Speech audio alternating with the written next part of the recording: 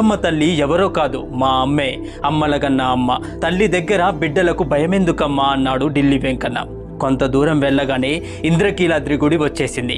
ఆయన రిక్షా ఆపి ఏ ఇంటికి వెళ్ళాలమ్మా అని అడిగాడు. వెనక నుండి సమాధానం లేదు. అదేంటి అని వెనక్కి తిరిగి చూశాడు. అంతే, అమ్మవారు రిక్షాలో కనిపించలేదు. చుట్టుపక్కల చూడగా పక్కనే ఉన్న అమ్మవారి గుడి మెట్లెక్కుతూ కనిపించింది. అదేంటమ్మా, డబ్బులు ఇవ్వకుండానే వెళుతున్నావు అని అడిగాడు వెంకన్న. నీ తలపాగాలో పెట్టాను చూసుకోనాయనా అంది అమ్మవారు.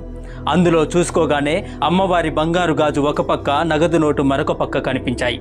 వెంటనే వెంకన్నకి అర్థమయ్యింది. తన రిక్షా ఎక్కింది ఎవరో కాదు, సాక్షాత్తు అమ్మలగన్న అమ్మ కనకదుర్గమ్మ తల్లి అని తెలుసుకొని ఒక్కసారిగా ఆనందంతో వెర్రి కేకలు వేయడం మొదలుపెట్టాడు. చుట్టుపక్కల ఉన్న వాళ్ళందరూ పరుగు పరుగున వచ్చి ఏమైంది ఏమైంది అని వెంకన్నను అడగగా వారికి జరిగిందంతా చెప్తే బ్రాహ్మణ వీధిలో ఉన్న అమ్మవారి భక్తులకు వచ్చింది సాక్షాత్తు ఆ కనకదుర్గమ్మ తల్లి అని తెలుసుకున్నారు.